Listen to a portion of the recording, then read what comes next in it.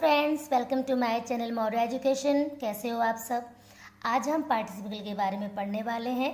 Participle जानने से पहले हम ये जान लेते हैं कि वर्ब क्या होता है।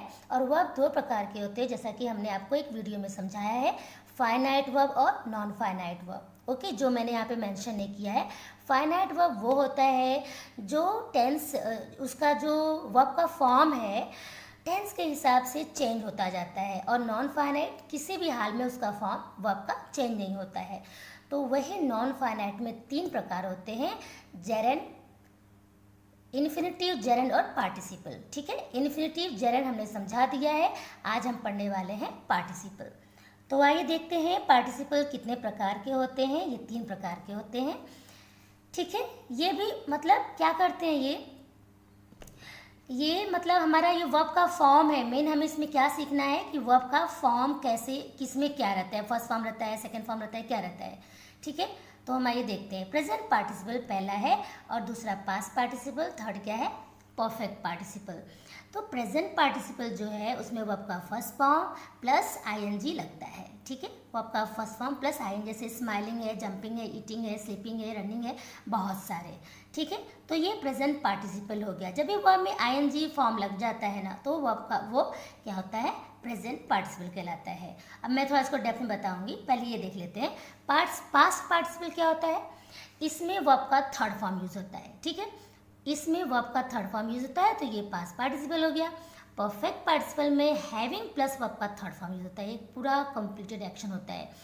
परफेक्ट पार्टिसिपल में क्या होता है फ्रेंड्स, हैविंग के साथ वर्ब का थर्ड फॉर्म यूज होता है। ठीक है, तो आइए देखते हैं। पहले प्रेजेंट पार्टिसिपल को हम पहले हिंदी में समझ लेते हैं। इसमें जब सिंगल सेंटेंस भी होते हैं, जैसे they are running, I am eating, ये सब आईएनजी लग गया, जैसा कि मैंने आपको बताया। ठीक है, प्रेजेंट पार्टिसिपल है। लेकिन इसमें जब दो सेंटेंसेस होते हैं तो ध्यान दीजिए, जो पहला वाला एक्शन है, दो वर्ब होते हैं। ठीक है, पहला वाला जो एक्शन होता है उसके साथ साथ दूसरा एक्शन भी हो जाता है। जब एक सेंटेंस में दो सेंटेंस होते हैं ना, तो उसमें दो वर्ब आते हैं, तो जो है एक जो खत्म होता है तुरंत दूसरा भी हो जाता है। ठीक है, एक करने के बाद तुरंत, ऐसा नहीं कि थोड़ी देर बाद, थोड़े दिनों बाद, महीनों बाद, सालों बाद, ऐसा नहीं। एक खत्म हुआ नहीं कि दूसरा हो जाता है। ठीक है, तो जो काम पहले खत्म होता है उसमें ही हम आईएनजी लगाते हैं, वो प्रेजेंट पार्टिसिपल हो जाता है। देखिए, जैसे एग्जांपल ये क्या है, laughing loudly he rolled on the sofa. Laughing loudly he rolled on the sofa मतलब जोर से हंसते हुए या जोर से हंसकर वो सोफा पर लुढ़क गया। ठीक है, रोल्ड ऑन मतलब हंसते हंसते कैसे लोग गिर जाते हैं, लुढ़क जाते हैं, वैसे ही। तो जोर से मतलब ऐसा नहीं कि जोर से हंस के थोड़ा देर रुका, बाद में जाके सोफा पे जाकर लुढ़क गया, ऐसा तो है नहीं। ये काम हंसते हंसते ही हो गया, मतलब एक काम तुरंत हुआ। ये पहला वाला जो काम है ना, जो काम पहले होता है ना, उसमें ही हम आईएनजी लगाएंगे। बस आप इतना ध्यान दो, जो काम हम पहले करेंगे उसमें ही हम आईएनजी लगाएंगे, बाद में दूसरे वाले में हम आईएनजी वगैरह कुछ नहीं लगाएंगे। वो जिस टेंस में उसी टेंस में हम रखेंगे। जैसे कि हम यहाँ पर है ना, जोर से हंसते हुए या जोर से हंसकर वो सोफा पे लुढ़क गया, तो बाद वाला सेंटेंस तो पास्ट इंडेफिनिट है, वो आपका सेकंड फॉर्म है। यहाँ हमें इससे यहाँ पे कोई मतलब नहीं है। हमें यहाँ पे क्या देखना है, प्रेजेंट पार्टिसिपल कैसे यूज हुआ है वर्ब में आईएनजी लगाकर। और अगर डबल सेंटेंसेज है, मतलब दो अगर वर्ब है एक सेंटेंस में, डबल सेंटेंस यहाँ नहीं है, एक ही सेंटेंस है, लेकिन अगर दो वर्ब है, जैसे यहाँ पे लाफिंग है और यहाँ पे रोल्ड है, रोल्ड ऑन है। ठीक है, रोल्ड। ठीक है, तो ये जो काम पहले कौन सा हुआ है, हंसने का। ठीक है, तो जो काम पहले होगा उसमें ही हम आईएनजी लगा देंगे, तो ये क्या हो जाएगा, प्रेजेंट पार्टिसिपल। देखिए नेक्स्ट एग्जांपल देख लेते हैं। ही left the room laughing.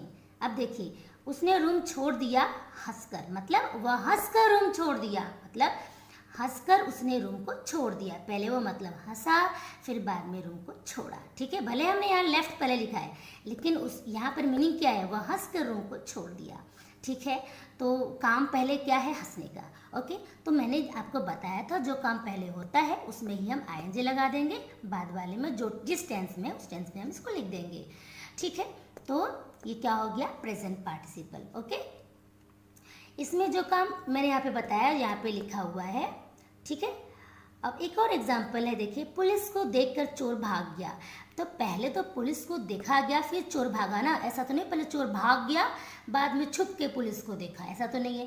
Police को देखा तब जाके चोर भागा, तो मतलब जब देखने के काम में हम क्या लगा देंगे, ING. Seeing the police, seeing the police, ये क्या हो गया, प्रेजेंट पार्टिसिपल। ओके, बाद में जो है वो आप लिख दीजिए, क्या हुआ वो बाद में लिख दीजिए, लेकिन मेन क्या है, सीइंग द पुलिस, अरे पुलिस को देखकर चोर भाग गया। ओके, आइए अब देखते हैं हम पास्ट पार्टिसिपल। इसमें भी दो सेंटेंसेस, कभी कभी सिंगल सेंटेंस रहते हैं, कभी कभी डबल सेंटेंस रहते हैं। सिंगल रहता है तो भी मतलब वो काम जो है पूरी तरह से हो गया रहता है, ठीक है। तो उसमें हम हमेशा वर्ब का थर्ड फॉर्म यूज़ करते हैं। जैसे एक एग्जांपल देखिए पहले यहाँ पर क्या है, this is a boiled egg. Okay, मतलब ये अंडा कैसा है, बॉइल्ड है, जैसा कि मैंने आपको बताया। This is a broken chair, ये चेयर की विशेषता यहाँ पर क्या है, टूटा हुआ है, मतलब ये चेयर जो है कैसी है, टूटी हुई चेयर है। ओके, तो ये जो मतलब टूटने का काम है ना पूरी तरह से हो गया है, वो पास्ट में ही हो गया है, ठीक है। तो ये क्या हो गया हमारा पास्ट पार्टिसिपल। एक बार फिर से पास्ट पार्टिसिपल में वर्ब का थर्ड फॉर्म यूज होता है, ठीक है। और अगर कभी इसमें डबल सेंटेंस है तो कैसे होगा, अगर डबल सेंटेंस है तो जैसे एक सेंटेंस यहाँ पे, the broken glass cut my foot, the broken glass cut my foot, जो ये पास्ट पार्टिसिपल है इसमें थर्ड फॉर्म आपको पता है, ठीक है। इसकी वजह से दूसरा काम होता है, मतलब फर्स्ट जो है पास्ट पार्टिसिपल जो वर्ब है यहाँ पे उसकी वजह से ही दूसरा काम होता है, क्या, कट होने का। मतलब टूटी हुई कांच, ठीक है, मतलब टूटा हुआ कांच जो है मेरे पैर को काट दिया, ठीक है। तो ये क्या हो गया, पास्ट पार्टिसिपल। ओके, अब आइए हम देखते हैं परफेक्ट पार्टिसिपल। परफेक्ट पार्टिसिपल क्या है, ये पूरा कंप्लीटेड एक्शन होता है। इसमें हम क्या यूज करते हैं, हैविंग प्लस वर्ब का थर्ड फॉर्म। तो पहले हम ये देख लेते हैं कि इसमें सेंटेंसेस होते कैसे हैं। इसमें देखो फ्रेंड्स जो है इसमें भी दो वर्ब होते हैं, और जो पहला वाला है ना वो पूरी तरह से हो गया रहता है लेकिन थोड़ा समय वो जारी रहता है, ठीक है। उसको करते करते मतलब थोड़ा समय वो जारी रहता है पर पूरी तरह से कंप्लीट हो गया रहता है। कभी भी जिस भी समय में वो हुआ रहता है पूरी तरह से कंप्लीट हो गया रहता है। जैसे एक एग्जांपल यहाँ पे है, पहले हम ये देख लेते हैं। यहाँ प्रथम मतलब पहला वाला एक्शन जो है कि खत्म होने के बाद दूसरा एक्शन होता है, जैसा कि मैंने आपको बताया अभी। इसमें जो प्रथम एक्शन मतलब फर्स्ट एक्शन जो है कुछ समय तक जारी रहता है, तब दूसरा एक्शन शुरू होता है, ठीक है। तो शुरू होता है या शुरू हो गया रहता है वो तो टेंस के ऊपर डिपेंड करता है। Having taken breakfast, having taken breakfast I went to college, मतलब नाश्ता फिनिश करने के बाद, ख़त्म करने के बाद, मतलब नाश्ता करने के बाद मैं कॉलेज गया, ठीक है। तो नाश्ता जो है कुछ समय तक नाश्ता करने का काम थोड़ा समय जारी रहा ना, ऐसा थोड़ी कि एक बाइट लिए सब फिनिश हो गया।